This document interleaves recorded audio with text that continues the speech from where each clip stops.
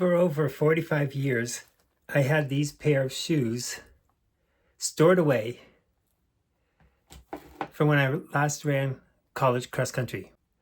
Recently, I saw an article of a similar pair of shoes, and they were talking about how valuable they were. And I wondered, where did I put that old pair of shoes? I recently found them, took them out, looked them up online, and you won't believe what these old Nike spikes are potentially worth. I'll tell you about that in this video, along with the shoe's history and what I've learned about this model of Nike shoe. Back in the late 1900s, when eBay was getting going, and I needed money, and my wife wanted me to get shoes out of the house that I had saved from the 1970s, I started selling what Nike shoes I had left, and I sold waffle trainers, waffle racers, Nike Elites, and all sorts of other different shoes I had, making more than double than what I had paid for them originally, even though they were worn out and falling apart, and sometimes making over $100 per shoe.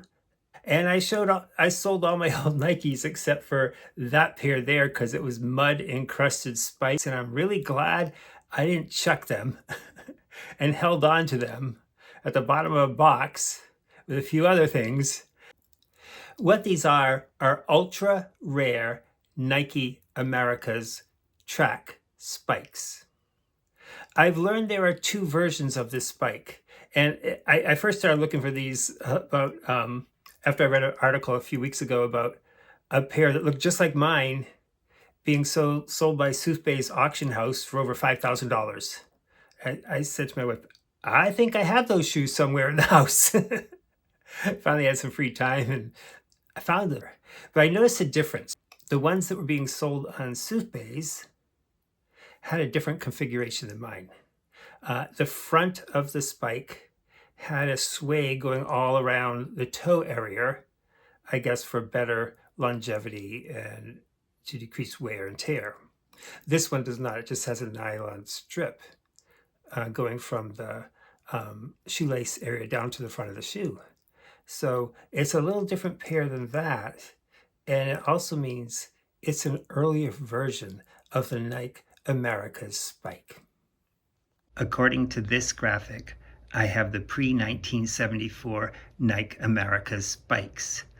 You will note that before 1974, they didn't have the sway going around the toe box.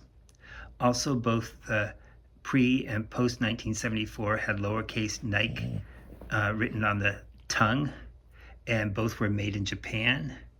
And however, you will notice that on mine, it does not have the registered trademark for Nike. Nike wasn't registered until 1974.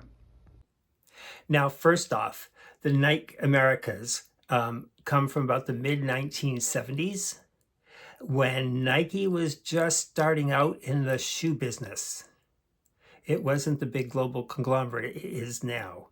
It was trying to make its way in the running shoe industry. The Nike Americas also was a shoe famously tested by Steve Prefontaine, and in the Nike wing of their headquarters in the Steve Prefontaine room, there are only 5 shoes on display from Steve Prefontaine, and one of them is the Nike Americas. I've determined that these are the earlier version of the Nike Americas. It shows some key identification features here. It has that special cone-covered rubber sole, and they were produced between 1972 and 1978. I found one of these that are being sold for now for an astronomical price, and the person selling them says he's only seen one other issue of this version sold since 2017. So this is a rare model, probably hand stitched. It has a Japanese tag on it, and It's considered one of the rarest original track spikes. Now, some of the ones for sale are ones that look in a lot better condition than mine.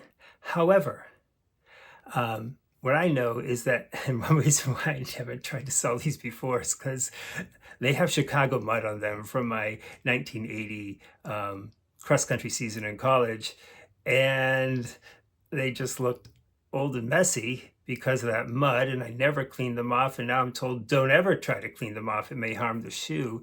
But that some collectors actually like these older pairs because they show authenticity and that they show a history of use as opposed to just something that was stored in a box for years and years and years.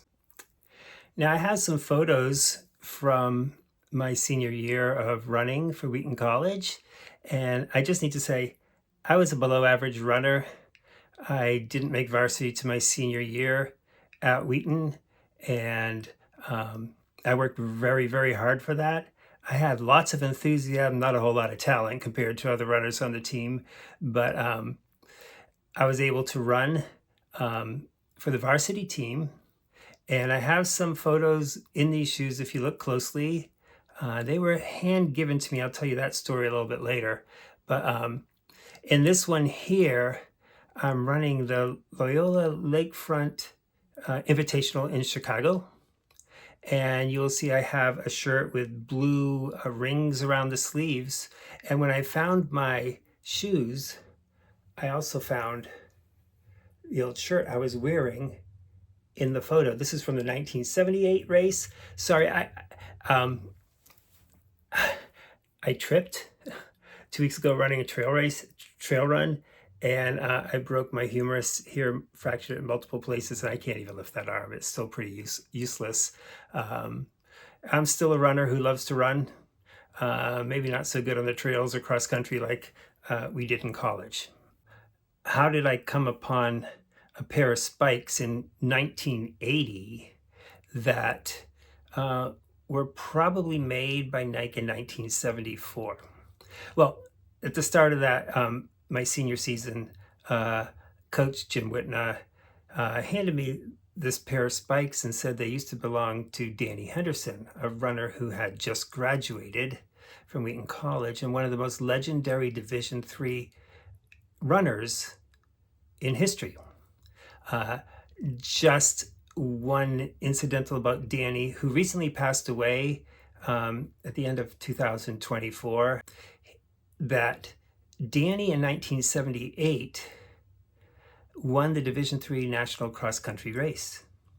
In those days, the top runner at Division II and Division III could go on to run in the Division I Cross Country National Championships, which Danny did just 2 days later up in Kenosha, Wisconsin, and where he finished 10th place overall in a field where the race was won by Alberto Salazar in extreme cold and snowy grounds. Danny became one of the top runners in America over the 5,000 meter distance. At one time held the 25th fastest time over 5,000 meters in the world, and one of the top times over 5,000 meters in America at that time. His time was 12 minutes and 23 seconds, which is just, I think, a second shorter than Steve Prefontaine's time. And Danny finished 6th in the 1984 5,000 meter Olympic trials while leading the race most of the way. Phenomenal runner, a very humble person.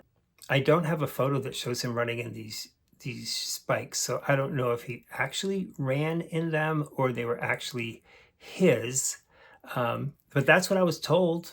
So I know when I was running that senior year, I felt empowered by running in his shoes, and I'd also took over the room he had lived in what we called the cross country house. And so when he moved out, I moved in for my senior year. But I have no knowledge of him ever running in these shoes. Never mentioned them to him. It was just what Coach Whitnott told me. But also on the shoes is something else. On the Nike swoosh, there's the word Nez, N-E-Z, and I'm racking my brain. I think I've heard that name before, but it doesn't ring a bell as to who that could be. But there is a sort of hand-me-down culture. And so these shoes probably went from one guy to the next guy, and eventually to me, where I packed them up and sat on them for 45 years till I dug them out to find out that they've rocketed in value due to the history of these shoes. So, how much are they worth? Because these shoes are the Nike America's Track Spice original versions from around 1974 that were handcrafted in Japan at the Nippon Rubber Factory, and that one of the rarest models of spikes in Nike history that were famously linked to the testing of Steve Prefontaine with them. It's a interesting spike, interesting shoe with a good history. The fact that I can show that I ran in these shoes in the 1980s makes them more interesting to some collectors because of what they call provenance. It shows that they were actually used.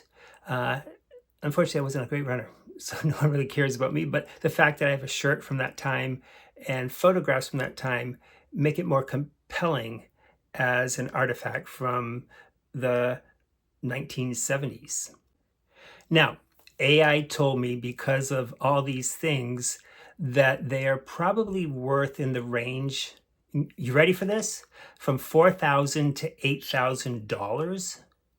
And the fact that I can show the provenance of these shoes, that I actually wore them in cross-country NCAA meets, may make them even more interesting to collectors. So it says we may veer to the higher end.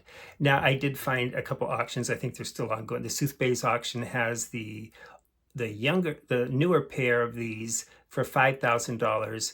And then someone is actually selling a pair for $7,999 on eBay right now without the provenance of it. It's just a really good looking pair of shoes. That's quite amazing. It's one of the most valuable things I own right now, a pair of old muddy spikes. But I sort of like the history of it and going over it. And so I haven't decided what I'm going to do with them. So I am quite excited to hold a piece of running history from the early days of Nike. Who knew? What do you think? Do you think a shoe like this is valuable? What would you do with it? Would you try to sell it? Will you hang on to it? Maybe it'll be worth more later. Hang around. If I ever decide to sell them, I'll let you know and how much they go for. National cross-country championships, so Eamon has been around at the different distances. He's not afraid to knock heads at practically any distance. That's Danny Henderson from Athletics West, who's out in front in the men's 3,000 meter here at the San Jose City College.